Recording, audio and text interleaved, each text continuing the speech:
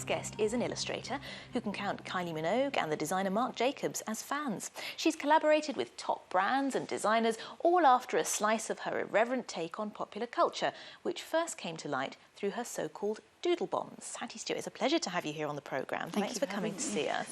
So for those who don't know, what's a Doodle bomb? Doodle bombing is kind of, it's just basically illustrating over, well, for me, magazine covers. It's really just sort of a play, tongue-in-cheek play on the term photo bombing, where I kind of get to, draw over stuff. OK. And so why are you doing that? Because you're, as you say, doodling on these high-profile magazines. You've done it on the cover of Vogue, Days, for example. And it's a satirical look at those worlds, isn't it? Yeah, in a sense. Like, I started the project just for fun. I really was just bored at my job and started drawing over a cover and really liked how it looked.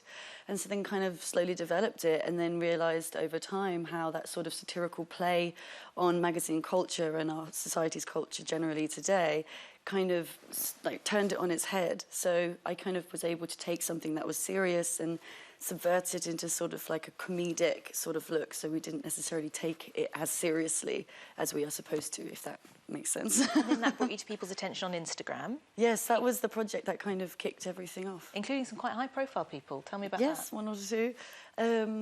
Kylie's a fan, I've heard, and oh gosh, a couple of others, but... One Direction, I think, have retweeted some of your work. Yes, I did a cover, they did a cover recently with Style magazine, and I got to illustrate over the top of that, which was really exciting for me. So it's kind of fun that people are really enjoying what I'm doing. It's like, it's nice that it...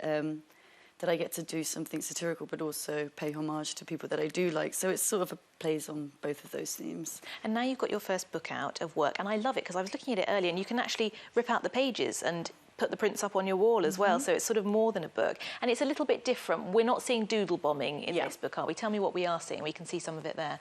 Yes, so this book, so it's like it's 32 prints that you can tear out with the perforated edge, so you can have them in your home, do whatever you like with them. And it was fun for me to basically do something that was kind of a step back from the illustrated covers and kind of focus just on the straight pen to paper illustration work that I hadn't really had a chance to do for so long. And also it was a chance just to sort of put down on paper many ideas that I had when it came to like pattern and shape, and just really play with different compositions and different styles. So we see various motifs repeated, like the heart, the banana. What's that all about? They're kind of characters that I developed sort of slowly over the years, and they're really, I mean, I don't really know where they came from, but within the book, it's like it was fun for me just to use these characters and then build certain different patterns and worlds around them. So it's like, yeah. I mean, obviously colour's important to you. It's also bright and colourful. Oh, definitely. I love things to be vibrant and fun and colourful. I think it's very important. So yeah, I love all that stuff.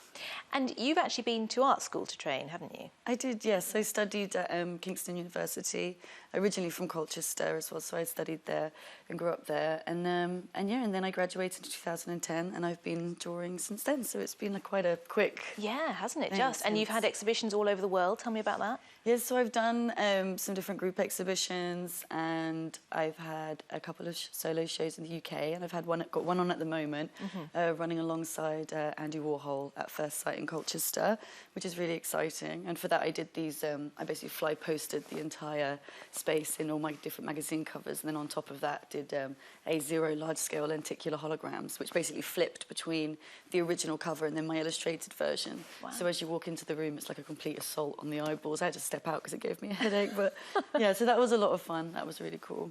It owes quite a lot to sort of comics, I think. To me, it looks like that. Are you a fan of comics? Yeah, well, I mean, I grew up reading sort of my dad's Dando and Beano comics, my favourite being Beryl the Peril.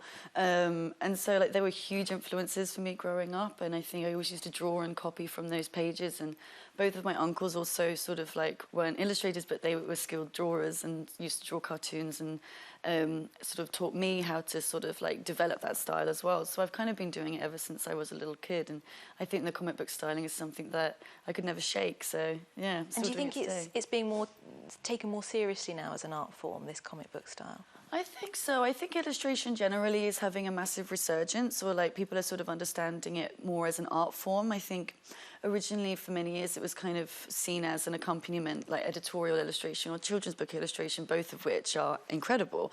But it's so much bigger than that, and you know, it goes into fashion, it goes into photography, and I just feel like nowadays that kind of it itself has been given more sort of like, I don't know what the word is, like more prestige. Yeah, and credibility. Yeah, exactly. That's the word, credibility. Thank you. Well, they are just fabulous. I have to tell you, my son's a big fan. I was showing him the book last night and he loved it. So oh, thank you. I'm so happy. Good. Thank you very much. Lovely to have you on Showcase, Thank Hattie you for Stewart. having me.